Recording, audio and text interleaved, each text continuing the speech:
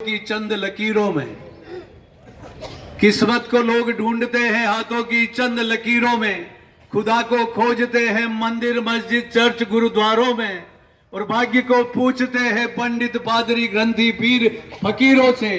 लेकिन तदबीर से तकदीर लिखने की कुव्वत है आप सभी कर्म वीरों में, आप सभी श्रम वीरों में।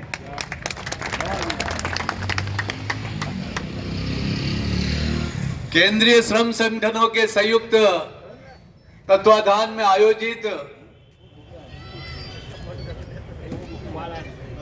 केंद्र सरकार के विरोध चल रहे हमारे संघर्ष में आज आयोजित इस सभा में हमारे बीच में विराजमान हमारे सभी केंद्रीय श्रम संगठनों के प्रदेश प्रमुख नेतागण, परम आदरणीय छंगानी साहब, शुक्ला साहब, माथुर साहब, भंवर सिंह जी, रामपाल जी सैनी साहब, तमाम हमारे मंच पर बैठे हुए सभी नेतागण और सामने विराजे हुए हमारे सभी इस मजदूर आंदोलन के जाबाज साथी कार्यकर्ता, आप सबको मेरा नमस्कार, आदाब, सलाम, सत श्री अकाल।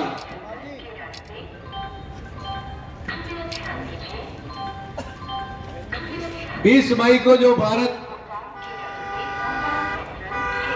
बंद और राष्ट्रव्यापी हड़ताल का जो आह्वान हमारे केंद्रीय नेतृत्व ने किया और उसको सफल बनाने के लिए ये आगाज आज राजस्थान की राजधानी गुलाबी नगरी जयपुर में इस रेलवे स्टेशन के बाहर आयोजित करके ये सरकार को संदेश देने का काम कर रहे हैं कि मजदूर जो इस देश के मेहनत कश कौम है, उनके हक और हकूक की लड़ाई लड़ने के लिए हम वर्षों से ये आवाज उठाते आ रहे हैं और हमारी आवाज को अनसुना कर रही है सरकार।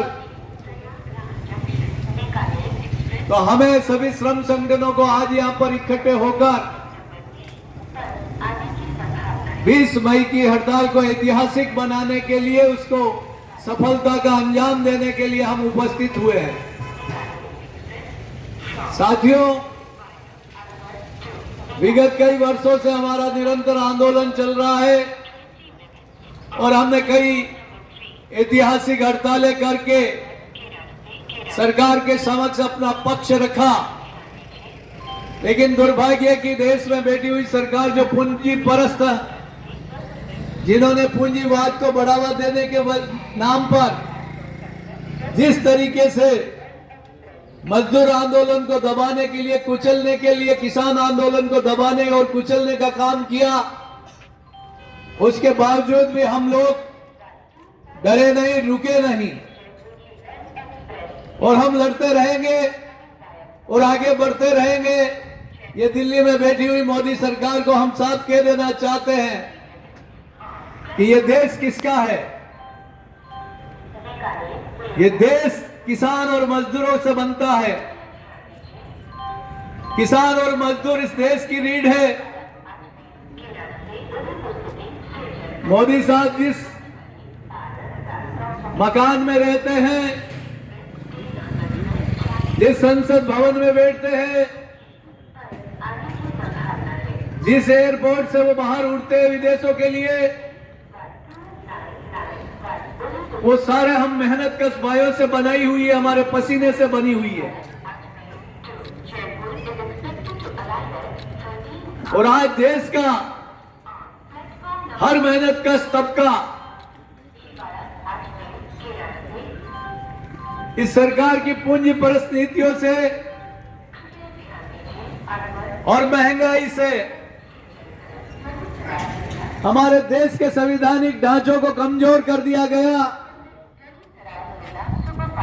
और किस तरीके से इस लोकतंत्र का गला घोटा जा रहा है विगत 10 सालों में, यह आप सबके सामने है।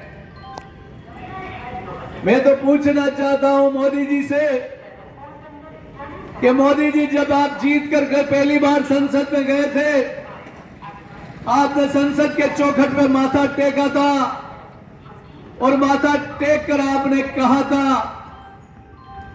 कि ये श्रमेव जयते सत्यमेव जयते के साथ श्रमेव जयते। तो हमें भी लगा कि देश का पहला प्रधानमंत्री ऐसा आया जो श्रमेव जयते की बात कर रहा है।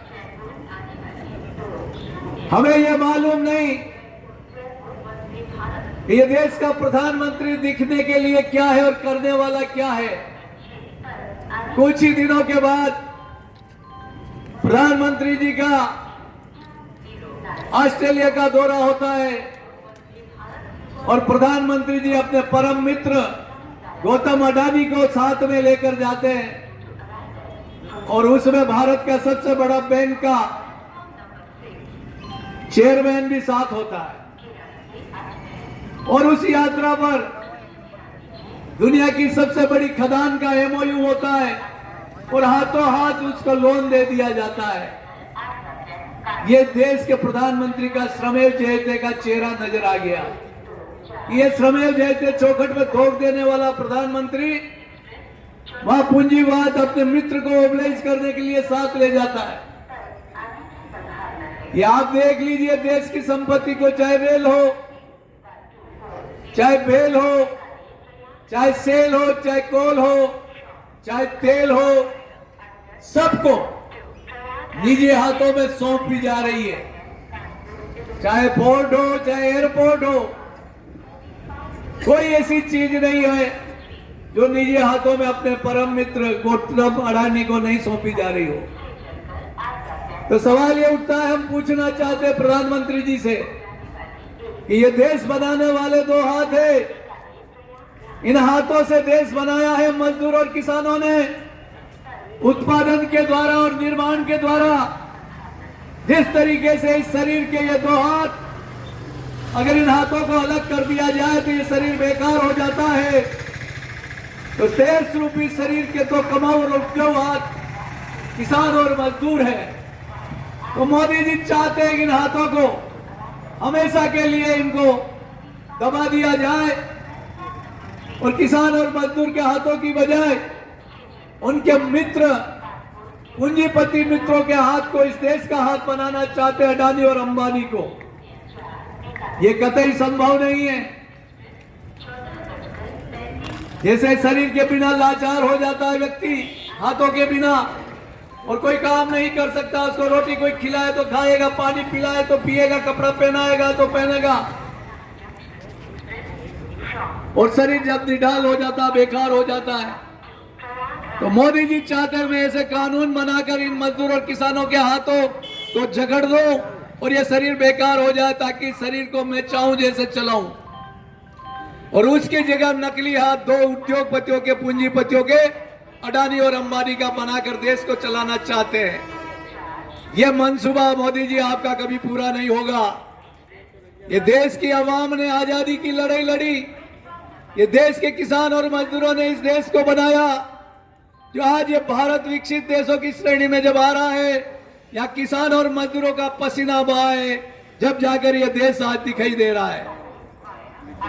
आपने हर जगह देश में ध्रुवीकरण कर दिया, भाई को भाई से लड़ाने का काम किया, धर्म से धर्म को लड़ाने का काम किया, बंटवारा करके देश में बांटो और राज करो की नीति जो अंग्रेज चले गए, उनकी छोड़ के गए, वो उसमें आप काम कर रहे हैं। जब देश की आजादी में लोग लड़ रहे थे, उस समय आपके लोग अंग्रेजों की मुखबरी कर रहे थे, और उन्हीं अंग्रेजों का दिया हुआ फार्मूला फूट डालो और शासन करो की नीति को आज आपने अपना कर इस देश में हुकूमत कर रहे हैं। मजदूर भाइयों, मैं आपको आह्वान करता हूं कि आइए, हमें हमारे जिलों में जाकर हमें अप्रैल में जिला स्तर के कार्यक्रम करके और 20 तारीख की मई की जो हड़ताल है उसको सफल बनाने का संकल्प लेना है। ये पूंजीवाद की सरकार को जब तक हम सत्ता से नहीं नीचे उतारेंगे, जब तक इस देश का मजदूर और किसान के हक उनसे दूर रहेंगे। इसलिए आइए, संकल्प लीजिए, शपथ लीजिए कि जब तक जिंदा है तब तक लड़ते रहेंगे इस मजदूर और किसानों कि कौम के हक के और हकूक के लिए हम संघर्ष करते रहेंगे।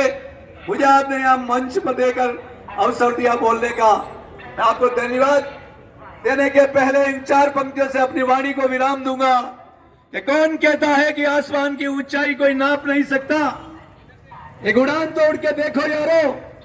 और कौन कहता है कि पाताल की कोई थाह ले नहीं सकता। एक गोता तो लगा कर देखो यारो।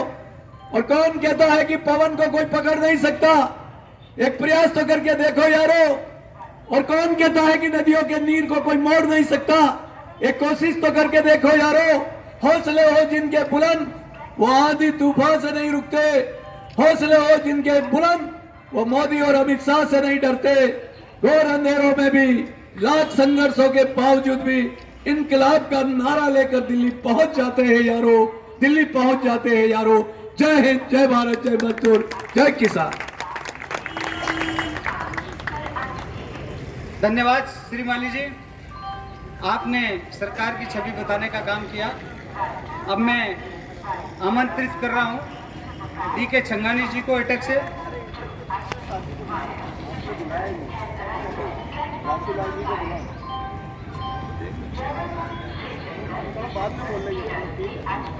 तो मैं निवेदन करूंगा DK छंगानी जी से कि वे आए और अपने विचारों से हमें अवगत कराएं।